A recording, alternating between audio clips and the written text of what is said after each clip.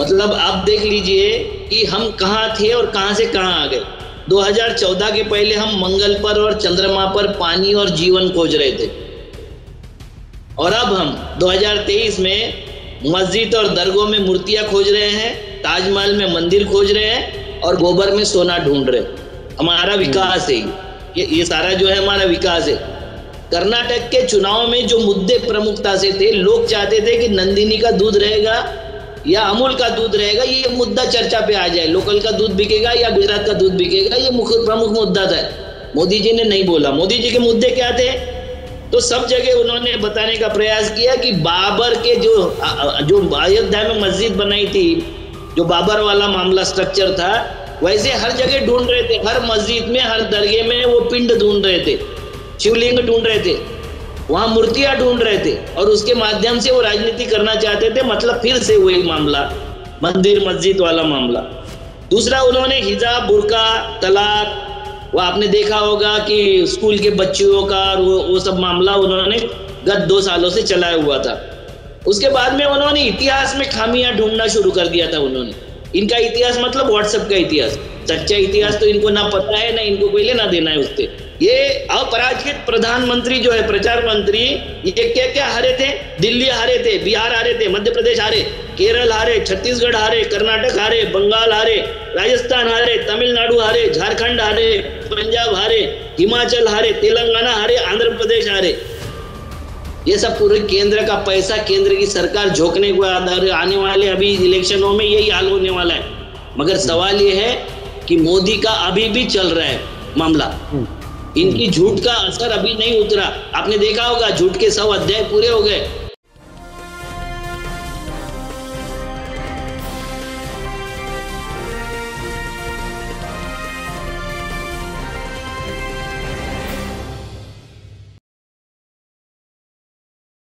Hello, नमस्कार, आदाब, सत श्री अकाल और अस्सलाम वालेकुम। मैं हूं मोहम्मद अहमद काज़मी, लेकर आया हूं आपका पसंदीदा कार्यक्रम आपके रूबरू। इस कार्यक्रम में हम आपको कुछ जानकार लोगों से मिलवाते हैं और कुछ खबरों पर चर्चा करते हैं, ताकि कुछ गहराई से ऐसी इंफॉर्मेशन मिल सके जो आमतौर पर गोदी मीडिया जो आप तक नहीं पहुंचाना चाहता, और आपकी मालूमात भी कमजोर ही रखना चाहता है। वो जिस तरह से सरकार बच्चों को पढ़ने नहीं देना चाह रही, ऐसे ही बड़े लोगों को, यानी ग्रोन अप एडल्ट्स को भी ज्यादा कुछ जानकारी ना हो जाए, ये पूरी कोशिश हर लेवल पर हो रही है। आज हम अविनाश काकड़े जी से बात कर रहे हैं। आज मंडे है, हर मंडे को हम कोशिश करते हैं उनसे बात हो जाए। कर्नाटक का चुनाव को कई तरीके से डिस्कस किया जा रहा है, लेकिन अविनाश काकड़े जी कुछ खास बताने वाले हैं। उसमें खास तौर पर जहां जहां नफरत फैलाई गई, जितनी नफरत फैलाई गई, वहां आरएसएस बीजेपी को कितनी बड़ी नाकामी मिली है, वो बताएंगे खास तौर पर। इसके अलावा जब हम बात करेंगे तो उस पर भी जाएंगे कि सुप्रीम कोर्ट ने मीडिया को एक बार फिर स्ट्रक्चर जारी किए हैं। मीडिया के टीआरपी ज्यादा से ज्यादा अट्रैक्ट करने के लिए, सरकार से कुछ रेवेन्यू हासिल करने के लिए जो गलत रास्ते वो अपनाते हैं, उसके बारे में सुप्रीम कोर्ट ने कुछ कहा है। और आपको तो याद है कि अभी पिछले दिनों मीडिया का एक दूसरा रूप, जिसे फिल्में कहते हैं, उसको द केरला स्टोरी को किस तरह से इस्तेमाल किया गया, प्रधानमंत्री जी ने उसके बारे में बाकायदा अपनी रैलियों में कर्नाटक में उसका जिक्र किया कि आप इसे देखो, जरूर देखो। यानी केरला स्टोरी से वो कर्नाटक का इलेक्शन जीतना चाहते थे।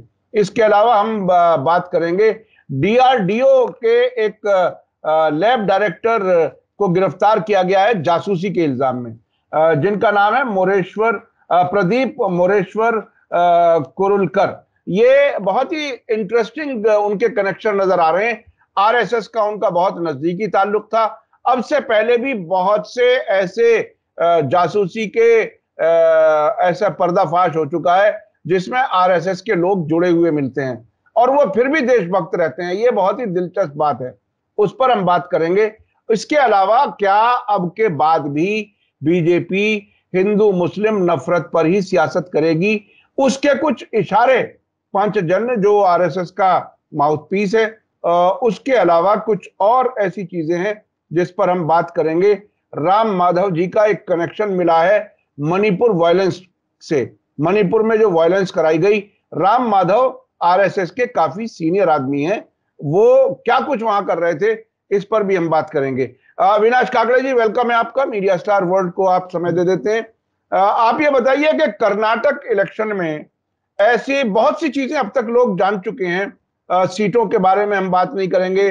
कांग्रेस जीत चुकी है, बहुत अच्छी यानी कंफर्टेबल मेजॉरिटी जिसे कहते हैं वो मिल चुकी है, सरकार बनने वाली है। लेकिन पीछे मुड़ करके ये जरूर देखना चाहेंगे कि वहां जो ये नफरत का सिलसिला बीजेपी आरएसएस चला रही थी, वो क्या हुआ, हवा कैसे निकल गई। क्या कर्नाटक में लोगों ने यह बता दिया कि अब नफरत की सियासत नहीं चल सकती? क्या कर्नाटक के लोगों से देश के और लोग भी, खास तौर पर उत्तर भारत के लोग भी, क्या उसे सीखेंगे? क्या कुछ आपको लगता है? कर्नाटक इलेक्शन के बारे में बताइए, क्या हुआ आरएसएस के उस नफरती नजरिए का जो नतीजा ये आया है, 65 पर सिमट गई बीजेपी। जी नमस्कार। पहले तो दक्षिण के मुस्लिमों ने कितना संयम बरता है मैंने आपको आलन से बताया था। आलन की मैंने जो रिपोर्टिंग आपको की थी उसके बारे में मैंने बताया था। दक्षिण के जो मुस्लिम हैं उनके इंजीनियरिंग कॉलेज है, मेडिकल कॉलेज है, टेक्निकल सारे इंस्टीट्यूट है। हमारे उत्तर भारत में खाली मदरसे दिखाई देते हैं। बेसिक डिफरेंस है। और ये बेसिक डिफरेंस में वहां का जो मुस्लिम था वो किसी तरीके का प्रतिक्रिया नहीं दे रहा था। मतलब आप देख लीजिए कि हम कहाँ थे और कहां से कहां आ गए। 2014 के पहले हम मंगल पर और चंद्रमा पर पानी और जीवन खोज रहे थे, और अब हम 2023 में मस्जिद और दरगाह में मूर्तियां खोज रहे हैं, ताजमहल में मंदिर खोज रहे हैं और गोबर में सोना ढूंढ रहे हैं। हमारा विकास है ये सारा जो है हमारा विकास है। कर्नाटक के चुनाव में जो मुद्दे प्रमुखता से थे, लोग चाहते थे कि नंदिनी का दूध रहेगा या अमूल का दूध रहेगा, ये मुद्दा चर्चा पे आ जाए। लोकल का दूध बिकेगा या गुजरात का दूध बिकेगा, ये प्रमुख मुद्दा था। मोदी जी ने नहीं बोला। मोदी जी के मुद्दे क्या थे?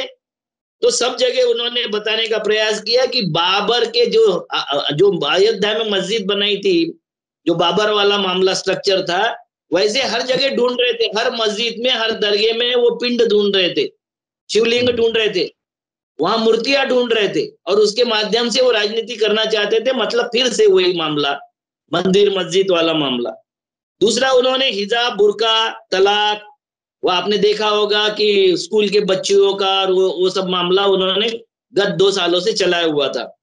उसके बाद में उन्होंने इतिहास में खामियां ढूंढना शुरू कर दिया था। उन्होंने इनका इतिहास मतलब व्हाट्सएप का इतिहास, सच्चा इतिहास तो इनको ना पता है, ना इनको कोई लेना देना है उससे। तो टीपू सुल्तान ने कैसे मारा, हिंदुओं का कैसे कत्लेआम किया, कौन सी मस्जिद गिराया, कौन सा मंदिर गिराया और वहां मस्जिद बनाया, इसके ऊपर इनका डिस्कोर्स चल रहा था। आपको पता होगा कि टीपू सुल्तान एक ऐसा आदमी था जिन्होंने वहां जाति व्यवस्था के विरोध में, जो दलितों का और सबका शोषण हो रहा था ब्राह्मणी व्यवस्था के द्वारा, उसके विरोध में भी किया। उन्होंने कई मस्जिद मंदिरों को भी दान दिया, जमीनों को दान दिया और उनकी रक्षा किया। यहाँ के पेशवाओं ने जब जाके वहां मंदिर तोड़ा था तो उन्होंने बना के दिया था वो टीपू सुल्तान। तो इनको टीपू सुल्तान वर्सेस सावरकर वहां दिखाई दिया, क्योंकि सावरकर ने मैसूर के राजा को लिखा था कि आपका राज्य भारत में विलीन मत करवाइए, इसको सेपरेट रखिए, स्वतंत्र रखिए, और ये राज्य स्वतंत्र रहेगा तो हिंदू राष्ट्र जो होगा, हिंदू राष्ट्र होगा। और इसलिए उन्होंने वहां सावरकर को भी उतारा। उसका परिणाम क्या हुआ मैं आगे बताता हूं। उसके बाद में इन्होंने रेवड़िया चारों तरफ से बांट दिए, दूसरे को ये रेवड़िया बोलते हैं, दूसरे को रेवड़िया बोल के, और ये 85 करोड़ लोगों को क्या क्या बेचते हैं, मतलब 5 किलो गेहूं और ये बेचते हुए रेवड़ी नहीं है। इन्होंने किया वो रेवड़िया नहीं होती है, बाकी सब होता है। उसके बाद में इन्होंने बजरंग बली को उतारा। बजरंग बली को और उनकी बजरंगी क्रिमिनल सेना जो है बजरंग दल, उसको एक साथ मिला दिया। जब इन्होंने वो श्री राम सेना जो थी प्रदीप मोतलिक की, उस पर पाबंदी इन्होंने ही लगाया था। तो उस वक्त तो राम सेना पे नहीं थी पाबंदी, मगर इन्होंने जो बोला कि बजरंग दल जो है वो क्रिमिनल है, उस पर पाबंदी लगाया, तो इन्होंने बजरंग बली के साथ जोड़ दिया। और ये जोड़ने वाले महात्मा जो थे वो हमारे प्रधानमंत्री, प्रचार मंत्री है। उसके बाद में इन्होंने 51 गालियां भी गिना दिया। 40% पे कुछ नहीं बोले कि जो राज्य 40 खोखे में बना था और 40% कमीशन खाता था, उस पे कुछ नहीं बोले। येडुरप्पा ईश्वरप्पा को बैक ट्रैक रखा है, उन्होंने जैसे भ्रष्टाचार किया, और इन्होंने वो नफरती सूर्या को, आनंद कुमार गया तो प्रहलाद जोशी को, फिर दूसरे 1-2-4 ब्राह्मणों को सामने लाने का वहां प्रयास किया। आरएसएस की स्ट्रैटेजी है, कंधे पे रहेगा किसान जातियों के और नेतृत्व करेगा ब्राह्मण। जब उनकी पक्की हो जाएगी सीट तो नेतृत्व उनको देने का प्रयास करेंगे। उसके बाद में रास्ते के अनेक शो किया उन्होंने। रास्ते के शो में फूल बरसाना, टनों फूल बरसे होंगे इनके ऊपर, टनों। जैसे राहुल गांधी की यात्रा 21 जिलों से 7 जिलों से हुई, 51 सीटों पर यात्रा हुई, उसमें से 37 सीटें जीती है कांग्रेस। इनकी यात्रा कितने जिलों में हुई? बेंगलोर में पूरा रोड शो हो गया, भट्टा बैठ गया, पूरा भट्टा बैठ गया। कितने जगह मीटिंग हुई, पूरा भट्टा बैठ गया। इन्होंने अपने इसमें, अपने पार्टी में धनपति, पूंजीपति और क्रिमिनल, मतलब 50% क्रिमिनल इन्होंने लड़ाया था। धनपति भी अनेक लड़ाया, पूंजीपति भी अनेक लड़ाया। मंदिर मस्जिद का तो झगड़ा कहीं छोड़ा ही नहीं इन्होंने। किसी डिस्ट्रिक्ट में, मैं जिस आलम में था उसमें दरगाह के बीच में इन्होंने काला पत्थर ले जाके रखा और बता दिया कि ये तो शिवलिंग है। बेचारा वहां का मुस्लिम इतनी संयमता से वो काम कर रहा था। वैसे भी साउथ का मुस्लिम इस तरीके से दंगे धोबे नहीं करता है, उपद्रव नहीं करता है। ये सारा ठेका है उत्तर भारत का, उत्तर भारतीयों के मुस्लिमों का। उनको समझना चाहिए, उनको सुधरना चाहिए। अगर नहीं सुधरेंगे तो रिजल्ट अच्छे नहीं आएंगे। आप जो पूछने वाले थे कि क्या इसका इफेक्ट होगा, मैं बता देता हूं कि आप अगर ऐसे इशू, जो कम्युनल इशू वो लाना चाहते हैं, उसका जो जवाब है कम्युनल नहीं है, उसका जवाब होगा डेवलपमेंट के इशू पर बात करना। मुस्लिम अपने डेवलपमेंट पे बात ही नहीं करते, साउथ नॉर्थ का, वहां का डेवलपमेंट पे बात कर रहे हैं। तो इसके बाद में ये सारे मुद्दे जब हार गए तो चुनाव की रैलियों में इन्होंने बाद में ढूंढ के बताया कि पाकिस्तान जिंदाबाद के नारे लगा रहे थे वहां। उन्होंने, मुस्लिमों ने ये बता दिया कि राजू सैद जिंदाबाद के नारे लग रहे थे। पुलिस ने भी खोजा, उसके वीडियो क्लियर किए गए तो पता चला राजू सैद, इनको हर वक्त पाकिस्तान दिखाई देता है। जाके बिरयानी भी यही खाते हैं और दिखाई भी पाकिस्तान इनको देता है। मुसलमान तो इतना समझदार है ना कि पाकिस्तान जिंदाबाद कहने से इनका तो कोई फायदा होने वाला नहीं किसी मुसलमान का। हो सकता है उत्तर प्रदेश के किसी मुसलमानों का होता होगा, मगर बाकी साउथ के मुसलमानों को पता है कि पाकिस्तान जिंदाबाद कहने से फायदा कुछ होने वाला नहीं है, इससे नुकसान ही होगा, इसलिए कोई नारा नहीं लगाता। मगर इन्होंने उनके ऊपर कर दिया था उपद्रव। बुर्खाधारियों ने पत्थरों, पुलिस पर बहुत जम के पथराव किया। जब बुर्खाधारी पकड़े गए तो उसमें राष्ट्रभक्त सेना निकली। आरएसएस के सारे संगी जो 72 घंटे में तैयार होते हैं दंगे करने के लिए तैयार हो गए थे। मैं मुसलमानों से पूछना चाहता हूं, मैं हमारे लोगों से पूछना चाहता हूं कि आप बताएं, हमारे लोगों को, स्पेशली जो किसान जाति है, मुसलमानों से लड़ने का तेवर रखती है, उनसे पूछना चाहता हूं कि पाकिस्तान जिंदाबाद बोलने से मुसलमानों का क्या फायदा होने वाला है? अगर नहीं फायदा होगा तो जिस तरीके से अंग्रेज झगड़े लड़ाते थे उसी तरीके से ये संघी भी ऐसी नीति करते हैं। संघी भी झगड़े लड़ाते और बाप बेवजह उसमें मरने के लिए चले जाते हो। ये बात को हमको समझना पड़ेगा।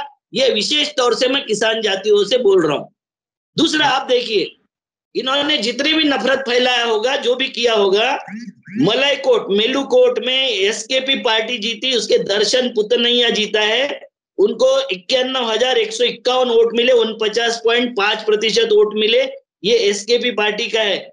और वहां बीजेपी का इंद्रेश कुमार है, डॉक्टर इंद्रेश कुमार एनएस, इसको 6,378 वोट मिले, मतलब जमानत के आसपास भी नहीं पहुंचे। और यहां से उठाता है टीपू सुल्तान सावरकर विवाद, इसको समझ लो।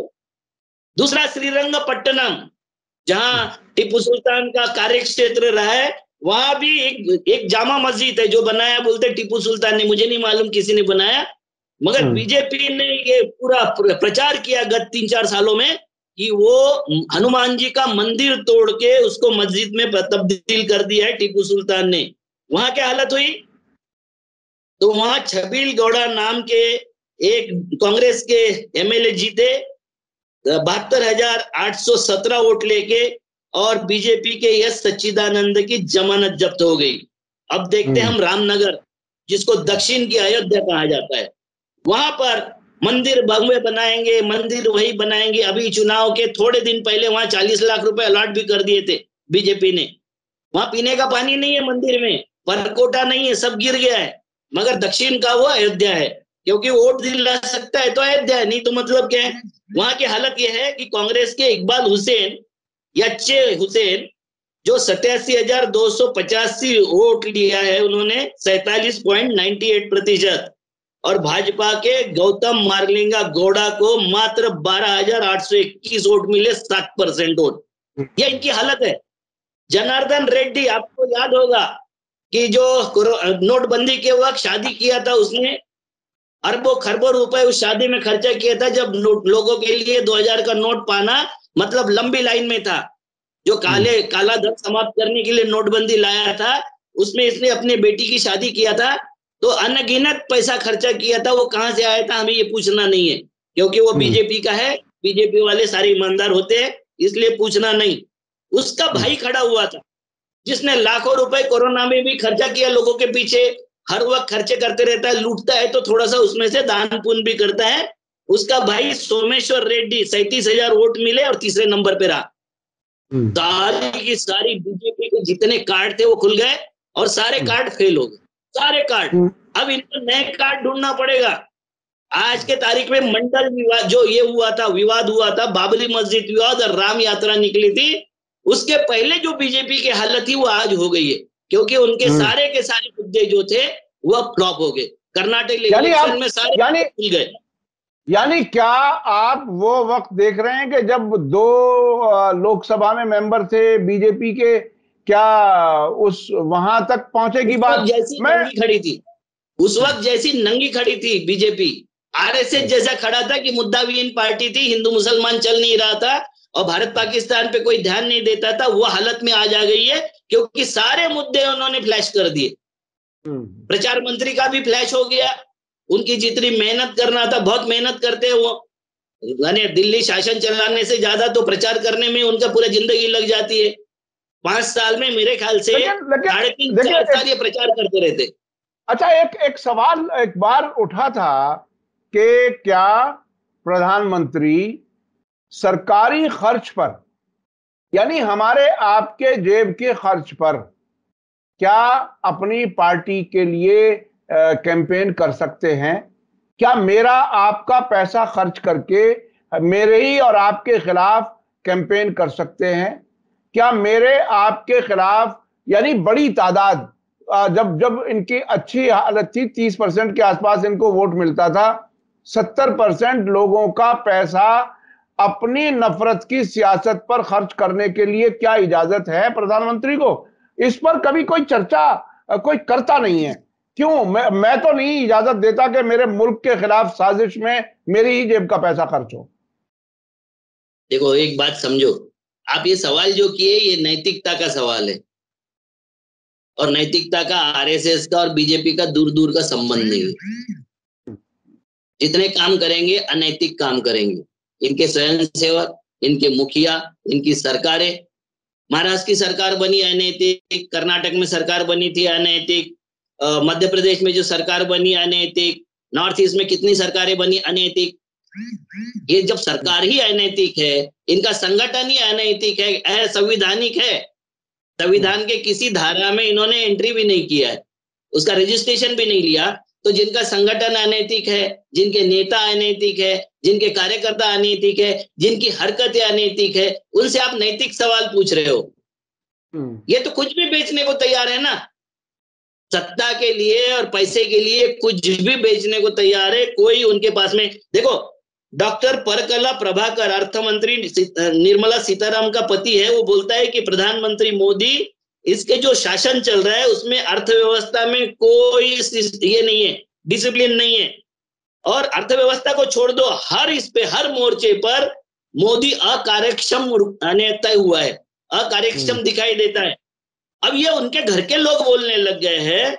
आप बोल रहे हैं कि उसमें क्या है, उसकी नैतिकता में क्या होगा, हमारे पैसे से क्या होगा, करना चाहिए कि नहीं करना चाहिए, ये उससे सवाल पूछ सकते हो जिसमें थोड़ा भी जिंदा हो। इतना बड़ा सुप्रीम कोर्ट का जजमेंट आया, इनके गवर्नर से लेके इनके हर एक्शन को इलीगल तय किया गया। कोर्ट की कुछ जो बाध्यता होती है, उस बाध्यता के तहत उन्होंने फिर से ये सरकार, क्योंकि उन्होंने रिजाइन दिया था इसलिए सरकार इंस्टॉल नहीं कर सके, मगर इनके सारे एक्शन इलीगल हो गए।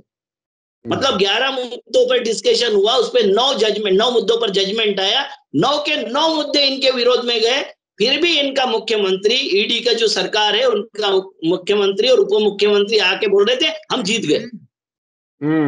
अच्छा, ये जीत गए। अब मुझे अच्छा, अब सुनिए, एक बात जानने की है, क्या अब कर्नाटक जीतने के बाद अपोजिशन को निश्चिंत होकर के इलेक्शन लड़ना चाहिए कि वो जीतेंगे ही, या उनके लिए चैलेंजेस बहुत से हैं, मुश्किलात क्या हैं? क्योंकि 2024 और उससे पहले कई राज्यों के इलेक्शंस हैं, तो क्या ये जिसे कह देते हैं हिंदी में बयार बहेगी, तो क्या सब कुछ कांग्रेस और दूसरे अपोजिशन लोग की पार्टियों को मिल जाएगा आसानी से, या अब भी बहुत से चैलेंजेस हैं? क्या कुछ है?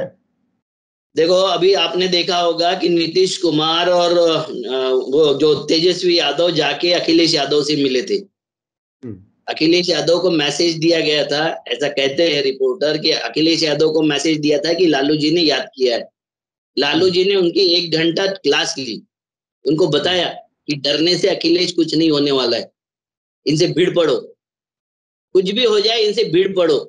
देखो, जब तक आप आपका संगठन सही नहीं बनाओगे, मुद्दों पर ठीक नहीं विरोध करोगे, अपने प्रदेश के मुद्दों पर नहीं चर्चा करोगे, हवाबाजी वाली बात करोगे, तो आरएसएस का संगठन जो जहरीला संगठन है वो हर जगह घुसा हुआ है, हर जगह पेनिट्रेट करने का प्रयास करता है।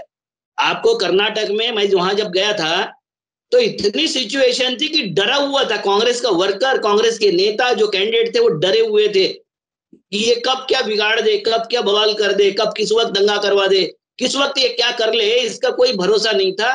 तो ये जहरीला संगठन है, इसके पैर बहुत फैल चुके हैं, ये हेड्रा हेडेड ड्रैगन बन चुका है। तो इसको निपटना होगा तो सबको इकट्ठा आके और अपने मजबूती से पैर गाड़ना पड़ेगा। हमको अगर हवा में हम कर्नाटक जीत गए इसलिए सब जगह जीत जाएंगे, तो दक्षिण अलग सोचता है और उत्तर अलग सोचता है। उत्तर आपका कैसे सोचता है, किस तरीके से एक्शन करता है, ये हमसे ज्यादा बेहतर आप जानते हो, आपके लोग जानते हैं, क्योंकि वो धर्म से आगे निकलते ही नहीं। विकास की बातें, विकास का इशू कभी नहीं आएगा उत्तर के मुसलमानों के मुंह में। उनके इसमें हर वक्त ये उपद्रव ही आएंगे, कोई ना कोई उपद्रव आएंगे और उस उपद्रव का फायदा करते हैं। देखो, ये अपराजित प्रधानमंत्री जो है, प्रचार मंत्री, ये क्या क्या हारे थे? दिल्ली हारे थे, बिहार हारे थे, मध्य प्रदेश हारे, केरल हारे, छत्तीसगढ़ हारे, कर्नाटक हारे, बंगाल हारे, राजस्थान हारे, तमिलनाडु हारे, झारखंड हारे, पंजाब हारे, हिमाचल हारे, तेलंगाना हारे, आंध्र प्रदेश हारे। ये सब पूरे केंद्र का पैसा, केंद्र की सरकार झोंकने को आने वाले अभी इलेक्शनों में यही हाल होने वाला है। मगर सवाल ये है कि मोदी का अभी भी चल रहा है मामला, इनकी झूठ का असर अभी नहीं उतरा। आपने देखा होगा झूठ के 100 अध्याय पूरे हो गए, मगर वो असर है। वो असर के लिए आपको सच्चाई बतानी पड़ेगी। अंधभक्त आज भी पूछ रहे हैं कि आप एक स्टेट जीत गए, कई सालों से आपको आनंद मनाने का ये नहीं मिला था, समय नहीं मिला था, अब आनंद मनाइए। ये मुद्दे उठाना पड़ेगा कि बाबा के दर्शन करने के लिए 250 रुपए देना पड़ता है। देखो, जो बाबा का मंदिर बनाया ना यहाँ पर महाकालेश्वर का, उसमें आपको दर्शन के लिए 250 रुपए देना पड़ता है, भस्म आरती के लिए 200 रुपए देना पड़ता है। पैसे है तो भगवान के दर्शन होंगे। ये जो सिद्धांत है, संघी सिद्धांत है, ये पैसे वालों को नजदीक से दर्शन, पैसा नहीं है तो लाइन लगा के दर्शन लो। तो आपके जितने ये है मंदिर है जिन्होंने इन्होंने अपने अंडरटेकिंग में कर लिए, वो सारे मंदिरों में जब उनको करोड़ों रुपए इकट्ठा करना है और करोड़ों रुपए आपके विरोध में झोंकना है, तो जरा संभल के बात करना पड़ेगा, संभल के हिसाब से आपको काम करना पड़ेगा, तभी कुछ हो सकता है। क्योंकि मंदिर का पैसा सब इनके पास में जाएगा। कर्नाटक में ये जो हारे है उसका कारण मुख्यतः से ये था कि ये कब्जा करने का प्रयास कर रहे थे लिंगायतों के मठों पर, और इससे लिंगायत रिएक्ट हो गया। तो बहुसंख्यक 70-80% लिंगायतों ने वोट दे दिया, क्योंकि लिंगायतों के नेता को पीछे कर दिया इन्होंने। उत्तर भारत के नेता सारे उन पे हावी होने का प्रयास किए, उनके कोई इशू नहीं बोले, और ये भड़काने वाले इशू वहां बोलते रहे। उसका ये परिणाम है कि इनको मुंह की खानी पड़ी। अविनाश जी, हमारे पास वक्त कम रह गया। सुप्रीम कोर्ट का जो ये है स्ट्रक्चर है वो क्या है मीडिया के बारे में? चूंकि गोदी मीडिया से लोग थक चुके हैं और मेरा अपना कुछ अनुमान ये है कि जैसे जैसे सरकारें बदलेंगी, अलग अलग स्टेट में ही बदलती हुई आए, तो वो कुछ रंग बदलना शुरू होगा। गोदी मीडिया का भी उसको वापस अपने ट्रैक पे आना पड़ेगा, वो बहुत दिन तक चल नहीं सकता। अब सुप्रीम कोर्ट ने क्या कुछ कहा है? देखो, सुप्रीम कोर्ट ने कहा है कि टीआरपी के लिए, सरकार को खुश करने के लिए, ये जो मीडिया है वो विज्ञापन और सरकारी पैसे के लिए जो चैनल हिंदू मुस्लिम करते हैं और समाज और देश को तोड़ने का प्रयास करते हैं, ये इनको रोकना पड़ेगा। ये स्ट्रक्चर पास किया। मैं बोलता हूं, आदेश क्यों नहीं देते? 2-4 चैनलों के लाइसेंस रद्द क्यों नहीं करवाते? हर वक्त स्ट्रक्चर पास करते हैं, और स्ट्रक्चर पास करने के बाद आदेश कुछ आते तो कुछ अलग से आदेश आते। आप बताइए कि एक चैनल है जो जिहाद को क्लासिफाइड कर रहा है। वो बोल रहा है कि एक कट्टर जिहाद है कि वैचारिक जिहाद है। और कट्टर जिहाद में वो बोलता है कि जनसंख्या जिहाद है, लव जिहाद है, जमीन जिहाद है, शिक्षा जिहाद है, पीड़ित जिहाद है, और सीधा जिहाद है, मतलब मारकाट वाला जिहाद है। वैचारिक जिहाद में वो बताते हैं कि आर्थिक जिहाद है, ऐतिहासिक जिहाद है, मीडिया जिहाद है, फिल्म और संगीत का जिहाद है, और धर्मनिरपेक्षता का भी जिहाद इन्होंने कर दिया। अब मुझे ये समझ में नहीं आ रहा है कि भैया ये मीडिया है, ये मीडिया है या ये जहर बोने की फैक्ट्री है? ये क्या कर रहे हैं मीडिया? तो इस पे ये ऐसा बोलने के ऊपर उन्होंने, सुप्रीम कोर्ट ने इस तरीके से स्ट्रक्चर पास किया। उनका ये कहना है कि वो मीडिया में बीजेपी के राज्य में पुल गिरता है, पुलिया गिरता है, तो मीडिया दिखाता है कि लोग नाच रहे थे, हिल रहे थे, इसलिए पुलिया गिर गई। और बंगाल में पुलिया गिरती है तो बोलते हैं कि भ्रष्टाचार हुआ इसलिए पुलिया गिर गई। लड़की सड़क के नीचे, गार के नीचे आ जाए, किसी ट्रक के नीचे आ गई, तो इनके राज्य में अगर आई, या बीजेपी के नेता के ट्रक से अगर आई, तो ये लड़की की जाति पूछते, दारू पिया था, नहीं ड्राइवर, ये नहीं पूछते। जैसे अखलाक के इसमें अखलाक क्यों मरा, कैसे मरा, ये नहीं पूछा। उसके फ्रीज में कौन सा गोश्त था, गाय का गोश्त था या बकरे का गोश्त था, ये पूछा। तो इस पे चिढ़ गए थे सुप्रीम कोर्ट कि क्या चल क्या रहा है, तुम कर क्या रहे हो, क्या दिखा रहे हो, किस तरीके से इस देश में विभाजन पैदा कर रहे हो। तो मैं सुप्रीम कोर्ट से आग्रह करता हूं कि भाई स्ट्रक्चर पास करना बहुत हो गया, अब आदेश दीजिए ना। इनके 2-4 के लाइसेंस अगर कैंसिल हो गए तो ये रास्ते पर आ जाएंगे, नहीं तो ये तो करने के लिए आजाद है, ये सब करते रहेंगे। जी जी जी। अच्छा, राम माधव का मणिपुर कनेक्शन क्या है? मैं जल्दी जल्दी सीधे इश्यूज पर आ रहा हूं क्योंकि वक्त की कमी है। ये मणिपुर में बड़ी यानी घटनाएं हुई हैं, वायलेंस बहुत हुई है, और उसमें बहुत बड़ी तादाद में लोग अपने घरों को छोड़ करके कैंपों में रहने के लिए मजबूर हो गए। ये क्या कुछ हुआ? इसमें नॉर्थ ईस्ट में बीजेपी पिछले कुछ वर्षों से एक्टिव हुई है, हुकूमतें उन्होंने कब्जा किया है कई जगहों पर। अभी क्या कुछ है? राम माधव वहां क्या कर रहे थे? राम माधव वहां के कुकी और नागा के सारे जो संगठन है, जो सशस्त्र संगठन है, इस देश में बवाल खड़ा करते थे, वहां मारकाट मचाते थे, उनको 17 करोड़ रुपए प्रदान कर दिए। ये चोर को बोलते चोरी कर, चौकीदार को बोलते कि तू जागते रहना, है ना। तो इन्होंने कुकी के हाथ में शस्त्र दे दिए, कुकी के कैंप बसा दिए तराई में, और मैतेई को बोला ये तुम्हारे ऊपर ये अटैक करने वाले हैं, इनके पास में सब कुछ आ गया। और इसलिए मैतेई को हिंदू के तौर पे, क्योंकि 62% मैतेई है, उसमें 55% वो हिंदू है, बाकी के जो 7% है वो मुस्लिम और ईसाई है। बाकी ट्राइब जो है 34 ट्राइब है, उसमें नागा और कुकी बड़ी ट्राइब है, और उसका परसेंटेज जो है वो 100% ईसाई है, 100%। तो ये ईसाई के बीच में छाता डिस्ट्रिक्ट में जाके 5 साल से बैठे राम माधव, 5 साल से वहां बैठा था, और 5 साल से बैठ के आइडेंटिफाई कर रहे थे कि यहाँ के जो आतंकवादी संगठन कौन से है, वायलेंस पैदा करने वाले संगठन कौन से है। उन संगठनों को गिन के इन्होंने बीजेपी में उसका प्रवेश करा लिया या आरएसएस में प्रवेश करा लिया। ये बता रहे थे, राष्ट्रवाद समझा रहे थे ना, यानी तो अपने इसमें शामिल कर दिया। ये तो तकरीबन ऐसा ही हुआ जैसे हम अमेरिका वगैरह को देखते हैं कि वो दो देशों में लड़ाई लड़ाए तो दोनों तरफ उसने मामला गर्म कर दिया और लड़ जा और सब कुछ भस्म कर दो। तकरीबन ऐसा ही अपने ही मुल्क में सशस्त्र संगठनों को पैसा पहुंचाना, तो ये खुद अपने आप में कानूनी तौर पर बहुत बड़ा अपराध है। अगर टेररिस्ट को आप हथियार पहुंचा रहे हैं या पैसा पहुंचा रहे हैं तो ये आरएसएस वहां पे कर रही थी। ये कब से, पिछले 5 साल से वहीं पर से, क्या था? नहीं, ये कर रहे हैं 2000 से शुरू। 5 साल से राम माधव बैठे थे और उन्होंने हम्म। वहां चंदेल और प्रदीप गुप्ता नाम के 2 ड्रग माफिया ले गए। ये ड्रग माफिया भी कहानी भी इनकी है। आपको पता होगा कि जो पोर्ट पर सारा ड्रग माफिया का ड्रग उतर रहा है, कहीं पकड़ा जा रहा है, कहीं पकड़ा नहीं जाता है, तो ये ड्रग किसका है? अब केरला में पकड़ा गया, कोच्चि में, क्योंकि केरला की पुलिस इनकी बीजेपी की है। ये ये राम माधव वही है जो राष्ट्रीय मुस्लिम मंच को चलाते हैं ना, वही है? नहीं हाँ। नहीं, राम माधव जो कश्मीर में गए थे और वो उनके गवर्नर जो थे ना उस वक्त के, मलिक, सत्यपाल मलिक, जी जी जिनको जी जी 300 करोड़ का ऑफर देके आया था, इसे सत्यपाल मलिक ने कहा था, वो राम माधव है। जी जी ये जी बहुत जी महान जी। नेता है, बड़े नेता है, हाँ देशभक्त नेता है। और जी। इन्होंने वहां बैठ के सबको पैसे दिला दिया, सबको क्रिमिनल वहां बैठा दिया, वो ड्रग के माफिया वहां सेट कर दिया, और इस सबको पढ़ा के उन्होंने हिंदू मुस्लिम का वो कर दिया, पूरा मैंने झगड़ा करवा दिया। जो ट्राइब का झगड़ा था वो हिंदू और ईसाई के बीच में तब्दील कर दिया, धर्मों के बीच में झगड़ा करवा दिया। और इसमें भी देखो, जब छोटे छोटे बच्चे, सारे ट्राइब के बच्चे वहां पीस मांग रहे थे, उस वक्त आरएसएस के सब लोगों को ये ले जाके शाह के साथ में बैठा दिया और ये समझा दिया है कि 55% हिंदू को अगर अपने को साथ में लाना है तो इनको और मदद देना पड़ेगा। मतलब वो क्रिमिनल को, आतंकवादियों को मदद देंगे, उनको पैसे देंगे, उनको और मदद पढ़ाएंगे और मैतेई के वोट लेंगे क्योंकि वो हिंदू है।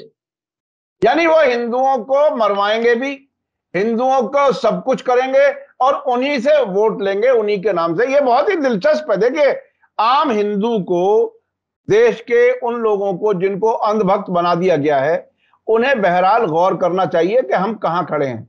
अभी कर्नाटक ने वो इशारा दे दिया है कि नफरत की कहानी अब चलेगी नहीं। अब ये इनके वक्त, सर सारा साइकोलॉजिकल वॉरफेयर चल रहा है। जी जी जैसा जी रशिया और जी अमेरिका के बीच में साइकोलॉजिकल वॉरफेयर चलता था, वहां के जी बच्चे जी वही सोचते थे जो उन्होंने दिया है।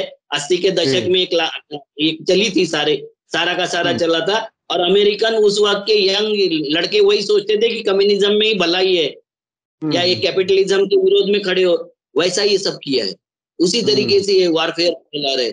ये तुम्हारे दिमाग को चाट गए पूरे, हमारे अच्छा, यंग जनरेशन के दिमाग को चाट गए। काकड़ा जी, एक बात बताइए कि अगर नफरत की कहानी फेल हुई है बीजेपी की, क्या आने वाले वक्त में जो और इलेक्शन लड़े जाएंगे, क्या बीजेपी अपना रंग बदलेगी, सेकुलर करेगी, या ये और ज्यादा कठोर हिंदुत्व की तरफ जाएंगे? क्या ये बहुत होगा? आगे बढ़ चुके हैं, ये बहुत आगे बढ़ चुके हैं। अब पीछे आएंगे तो इनके भक्त इनको खा जाएंगे। हाँ, तो ये अगर अगर बात को समझ। अगर और अगर आगे बढ़ेंगे तो भारत के जो जो धर्मनिरपेक्ष डीएनए के लोग हैं वो खा जाएंगे दोनों तरफ। एक तरह से, एक तरफ खाई, एक तरफ कुआं, उस मतलब लेवल पे ऐसी हालत। वो उस पीक पर पहुंच चुकी है। देखो, साउथ में सीटें बढ़ना नहीं है, ये प्रयास कर जी। रहे थे सीटें बढ़ाने का। नॉर्थ में इनका सब पीक पर आ गया हम्म भाई। 26 में से 26 सीटें, 25 में से 25 सीटें, वो जो है वो पिक पर आ गया मामला। यहाँ तो कुछ सही। बढ़ना नहीं है। जहां हम्म बढ़ना था उनको यहाँ वहां मुंह की खानी पड़ी। वहां का समझदार जो मतदाता है वो समझ गया कि ये नहीं चलेगा। देखो, वहां गाय नहीं चली, गोबर नहीं चला, गोमूत्र नहीं चला, घंटा नहीं चला, बंटा नहीं चला, हिजाब नहीं चला, बुर्का नहीं चला, ये सब नहीं चला वहां। वहां चली हम्म बेरोजगारी, वहां चली महंगाई, वहां चली रोटी कपड़ा मकान, वहां चला कि तुम क्या दे सकते हो, किस तरीके से कल्याणकारी योजनाएं ला सकते हो, वो चला। ये चले ही नहीं इनके मुद्दे। वहां जी जी। राष्ट्रवाद फेल हो गया, धर्मवाद फेल हो गया। ये ये बड़े बड़े मुद्दे, कर्नाटक की जनता कितनी है ना देशद्रोही है जनता, कि राष्ट्र को नहीं हम्म समझती है, धर्म को नहीं समझती है, अपने इतने बड़े मुद्दे को नहीं समझती है। और ये छोटे छोटे मुद्दे जो है, महंगाई वाले, बेरोजगारी वाले, और ये मुद्दों के पीछे उन्होंने वोट दे दिया, रेवड़िया के पीछे वोट दे दिया। हमारी रेवड़ी हम्म नहीं दिखते वो, क्योंकि हम्म उनको पता हो गया कि उनकी रेवड़ी जो रहती है, इनके आश्वासन जो रहते हैं, बाद में क्या हो जाते हैं, जुमले। हम्म। सही सही, बहुत बहुत शुक्रिया अविनाश काकड़े जी। नहीं, आपसे जब भी, कुरुलकर का थोड़ा ले लीजिए, कुरुलकर का ले लीजिए, उसके बिना नहीं हाँ होता। कुरलकर, हाँ वो बता दीजिए। आरएसएस वाला आदमी जो देश के लिए, मतलब देश की जासूसी करता हुआ पकड़ा गया, वो क्या है? थोड़ा सा ब्रीफ में बताइएगा, वक्त हमारे पास बहुत कम है।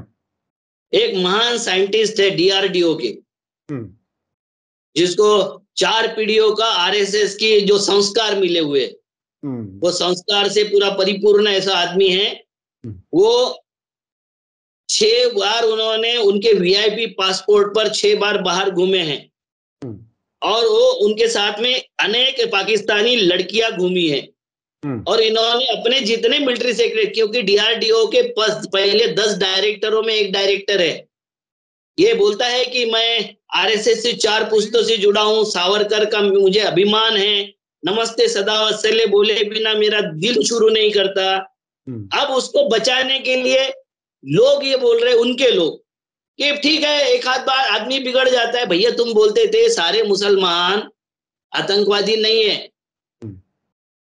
मगर जो आतंकवादी मिलते वो मुसलमान है। तो मैं बोलता हूं सारे गद्दार संगी नहीं है, संगी सारे गद्दार नहीं है, अच्छे भी लोग हैं संघ में, मगर जितने गद्दार निकलते हैं, जितने सीक्रेट बेचने वाले निकलते हैं, क्योंकि 2013 में जो मैंने फाइल पढ़ा था, 1762 मामले मैंने पढ़ा था, उसमें से 1500 इसी कम्युनिटी के थे, इसी कम्युनिटी के थे। तो ये देश इनको, हाँ आरएसएस के, इसी कम्युनिटी के लोग जो इनसे संबंधित थे। तो अब मुझे बताइए कि देश मतलब क्या? देश मतलब मोदी। धर्म मतलब क्या? धर्म मतलब हमारा आरएसएस। तो इनके लिए इसके सामने देश भी नहीं है, धर्म भी नहीं है, राष्ट्र भी नहीं है, जनता भी नहीं है, और अच्छा, जो पैसे ले रहे भी नहीं है। एक बात बताइए, थोड़ा सा और ईमानदारी से बात हो तो ज्यादा अच्छा है। जब सावरकर ने अंग्रेजों के लिए जासूसी की, ऐसे सबूत हैं, अंग्रेजों से माफी मांगी और अंग्रेजों से पेंशन भी ली, तो उनके चाहने वालों को आप कैसे देश प्रेमी, कैसे क्यों उम्मीद करते हैं? आपकी गलती आपकी है ना। देखो उन्होंने तो प्रचार किया राष्ट्रभक्त संगठन कौन सा है? आरएसएस। आरएसएस से बड़ा राष्ट्रभक्त संगठन कोई है? मिलिट्री सीक्रेट कौन बेचता है? तो इन्हीं के लोग बेचते हैं। और मिलिट्री सीक्रेट बेचना ये राष्ट्रभक्ति है। मुझे समझ में नहीं आया था सर, जैसा मुझे ये समझ में नहीं आया कि सेंट्रल विस्टा ये हिंदी का नाम है, ठीक है, जनपद या राजपथ ये अंग्रेजी का नाम था।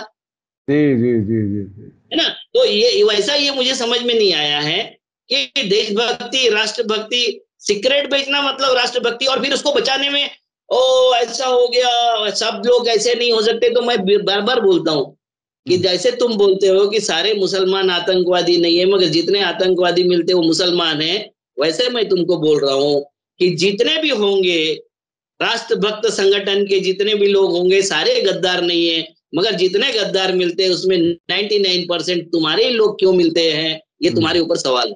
ये बड़ा सवाल है और इसको देश भर के लोगों को गौर करने की जरूरत है। और अपनी वोट को अपने, देखिए अब इस इलेक्शन में ऐसा भी आया है, इन्होंने एक केरला स्टोरी के लिए बहुत बवाल चल रहा है आजकल सोशल मीडिया पे। तो केरला में पता चला कि वो उसने एफिडेविट दे दिया निर्माता ने कि 3 ही लोग लड़कियां भागी थी। अब ये मेरे पास में, मैंने आपको भेजा है, एनसीआरबी का डाटा है कि 5 साल में गुजरात की 41,621 लड़कियां गायब है। गुजरात की, जहां डबल इंजन की सरकार है, वहां की इतनी लड़कियां गायब है।